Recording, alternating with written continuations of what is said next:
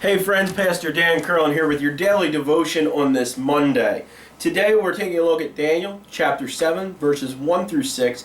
As always, scriptures in the description of the video. Pause the video, check out the scripture, come back here.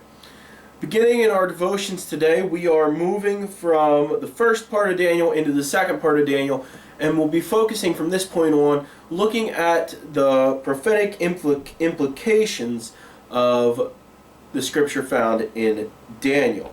Please know that there are many theories about this prophecy and beginning in chapter 7 of Daniel.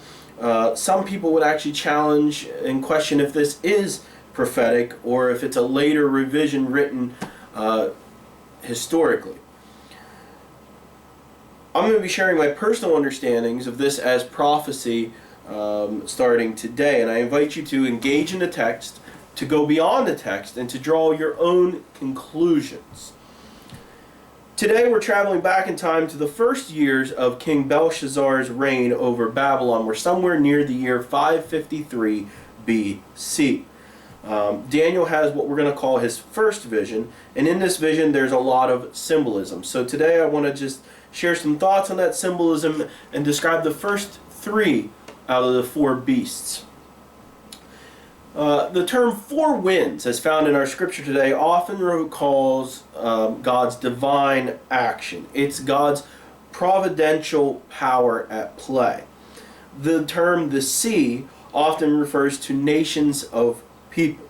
So in this vision that Daniel's having, he is referring to God's providential power throughout the nations of the world.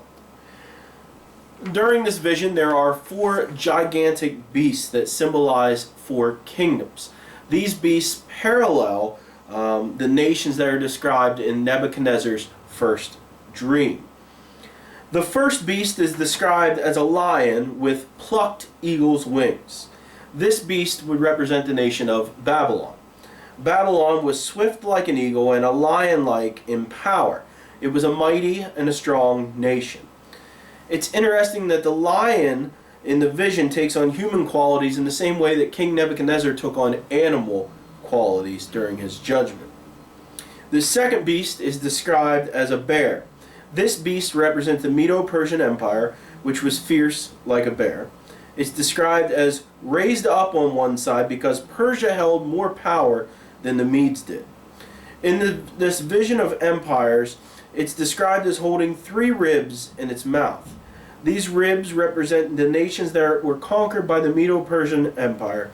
The nations are sometimes thought to be Lydia in 546 BC, Babylon in 539 BC, and Egypt in 525 BC, although there have been some other possibilities suggested. The third beast is described as a leopard. The leopard has four wings and four heads, and this beast represents the Greeks, who were both agile and fierce. Under the rule of Alexander the Great, the Greeks were conquering quickly, like a leopard on the hunt. The four heads represent the four leaders who would divide the Greek kingdom following the rule of Alexander the Great. The divisions would be Macedonia, Asia Minor, Syria, and Egypt. That's where we're going to stop for today. Tomorrow we'll pick up and we'll talk about the fourth beast in Daniel's first vision. Until then, friends, do no harm, do good, stay in love with God.